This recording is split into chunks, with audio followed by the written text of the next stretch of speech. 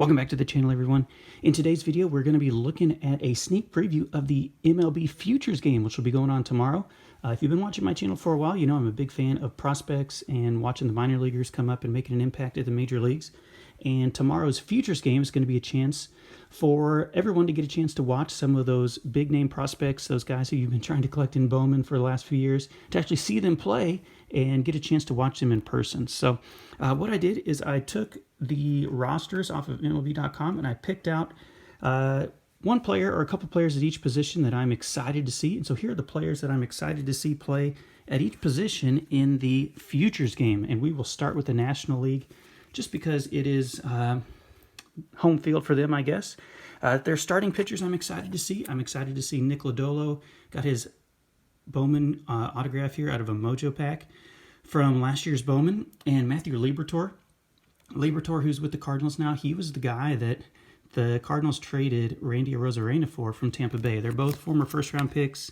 You can see here Lodolo picked 7th overall in 2019, and Liberatore picked in 2018 16th overall. So those two guys are two of the starting pitchers I'll be excited to watch tomorrow just to see how they perform. You know, Liberatore, I feel like, has a lot of pressure on him after watching Arozarena go absolutely nuts. Going around the infield, Francisco Alvarez is going to be one of the catchers for the New York Mets. He's like 19 years old and absolutely destroying high A ball right now. He's the Mets' #1 prospect. I'm excited to watch him play. At first base, you know, with the game being in Colorado, they always like to pick a couple homegrown kids, and here you go. Michael Toglia, this is from this year's Bowman, who was picked 23rd overall in 2019. He's a big boy. You see 6'5", 226 there, first baseman. I imagine he will get a lot of playing time being the hometown kid playing at first base. I'm not exactly sure how they'll set their infield, but for second base, I picked Bryson Stott out of UNLV, who is for the Phillies, and has been playing in their organization. You can see he was drafted out of UNLV. He was 14th overall in 2019. He's kind of one of their better ranked prospects, especially for position players, and so I'm excited to see Bryson Stott. At third base, Brett Beatty has been around for a while. This is his first Bowman card from 2019. Doing really well this year, playing third base for the New York Mets. And then the shortstop, another younger kid, international sign, Marco Luciano, the #1 prospect, position player for the Giants. Everyone has kind of caught on that this kid could be special. I think he's like 19 years old, still playing in the lower levels of the minor leagues.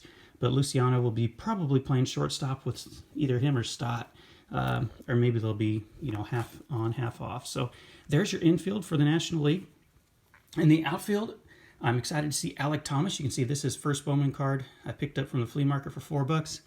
Alek Thomas, the D-backs, you know, have had a rough year at the major league level, but they've got some pretty good prospects. Alek Thomas, an outfielder, and Corbin Carroll, who is not, to my knowledge, going to be a part of this game, but he was a 63rd overall pick in 2018 here, Alek Thomas, from Chicago, Illinois, and I'm excited to see him. He's done pretty well this year. That is right in the glare. Sorry about that. Let me scoot him over here. In center field, I have Drew Waters, the next kind of outfield prospect for the Atlanta Braves. I don't have his first Bowman card, but Drew Waters is supposed to be pretty legit, along with Pache and Acuna, the outfield maybe for the next decade or so for the Atlanta Braves. So Drew Waters there, that's from the Bowman Scouts Top 100 insert from this year's Bowman.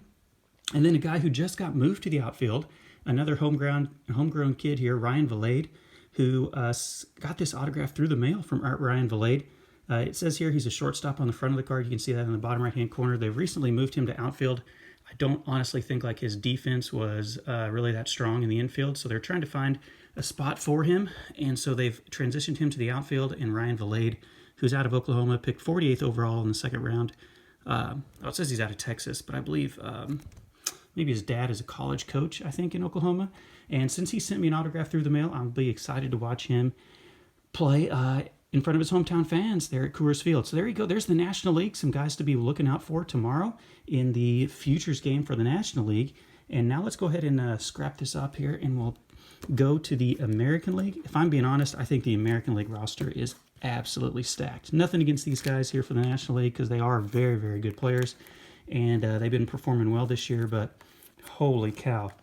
Especially now that C.J. Abrams is hurt and he can't play. I think like 6 of the top 10 prospects, or 5 of the top 10, in all of Major League Baseball are all for the American League. They're all going to be playing this year for the American League team. So I feel like the American League team is definitely the stronger team of the two, but you never know. Here are the two of the pitchers I'm excited to see. Shane Baz, who has obviously been pretty well known in prospect circles for a while, part of that Chris Archer, Austin Meadows trade there that Pittsburgh is probably, never going to forget. This is the purple Mojo parallel here. I think I pulled this out of a hobby box or a hobby pack last year. And then Reed Detmers, who was a first-round pick for the Anaheim Angels or Los Angeles Angels. You can see he was acquired in the draft 10th overall in the 2020 draft, and Shane Baz was picked 12th overall in 2017. Those are going to be two of the pitchers I'm excited to see for the American League guys. And now just look at these position players the American League is going to run out there. It is absolutely filthy. First, the number one prospect who's in the minor leagues now that Wander Franco's been called up, Adley Rutschman, number one overall pick a couple years ago. Absolutely tearing it up right now. I believe he's still in Double-A. Could be wrong about that, but I believe he's in Double-A. Number one overall pick in 2019. Rutschman will be the number one prospect as soon as Wander Franco exhausts his rookie eligibility. Now kind of a homer pick for first base. I picked up this card at the most recent card show. Nick Prado is a former first-round pick. I think he was picked like in the top 10 or 15 picks by Kansas City a few years ago, and he had done absolutely nothing up until this year. And then this year he's been lighting it up at Double-A, absolutely on fire, him and Bobby Witt Jr. And so he got an invitation to play, and he will most likely be the first baseman for the American League team. I'm not exactly sure who's going to play second base, but I feel like it could be Austin Martin, who is obviously the big chase card in this year's Bowman. Austin Martin, who was picked out of Vanderbilt, he kind of fell in the draft. A lot of people thought he might go first or second.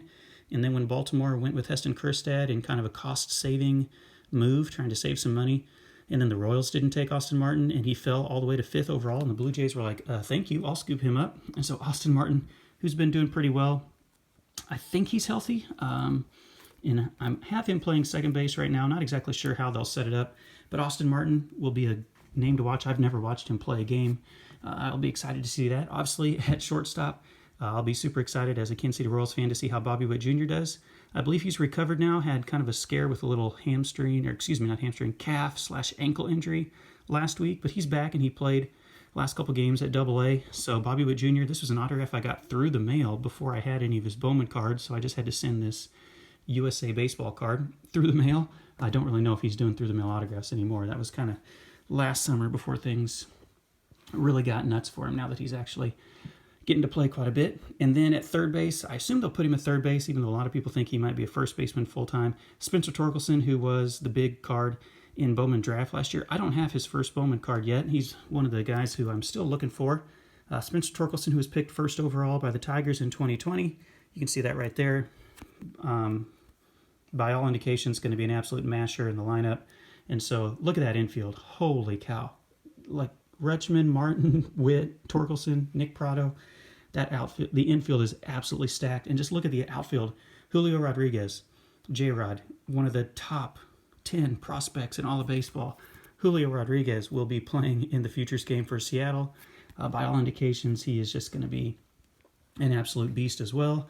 And one guy I'm sure a lot of people are going to be finally really excited to see is this young man. Finally made his professional debut, a couple weeks ago. Jason Dominguez for the New York Yankees. Supposed to be an absolute freak of nature for being however old he is, 18, 19 years old. That card I pulled out of a blaster box last year. Wasn't even filming. 75, numbered 75 out of 75. Probably my best pull I've had out of a pack over the last couple years. And then in right field, we saw him at the major leagues for a little bit this year for the Mariners, and then he got in an absolute horrible slump. They sent him back down to AAA. Jared Kelenic, who, along with Julio Rodriguez, has a lot of Seattle Mariners fans excited about the future, along with some of their other prospects, pitching and position players prospects. But Jared Kelenic will be playing in the Futures game. I'm going to be excited to see how he does as kind of a guy who has made the major leagues. No one else on the American League team has actually debuted in the major leagues, but Kelenic has made his debut and then got sent back down. So he'll be kind of the one, I guess, seasoned veteran, you could say, of the entire crew there. So look at that American League lineup, guys. Absolutely loaded. Be sure to check out the Futures game tomorrow. I believe it's on MLB Network. I want to say 3 o'clock Eastern, if I remember correctly. Just check your listings and check it out. Oh, and then one more guy, honorable mention. I just put him in here. I will be excited to hear the story of this young man, Bo Naylor, who's a catcher for the Cleveland Indians. Bo Naylor is the brother of Josh Naylor, who was the unfortunate player who tore up his leg and broke his leg in a couple places, I believe, a couple weeks ago for the Indians in a nasty collision out in the outfield. And so this is his younger brother, Bo Naylor, who was a first-round pick out of Canada, also with the Cleveland organization. So he'll be kind of a backup catcher. I'm excited to see him and just kind of hear his story. I'm sure they'll mention his brother's injury in the broadcast tomorrow. So check that out on MLB Network. You'll get to see some of the stars of tomorrow all on the same field at the same time, and it'll be pretty exciting. I know I'll be watching it. So thank you so much for watching this video, guys. I'll catch you in another one. Be sure to check out the Futures game tomorrow on MLB Network.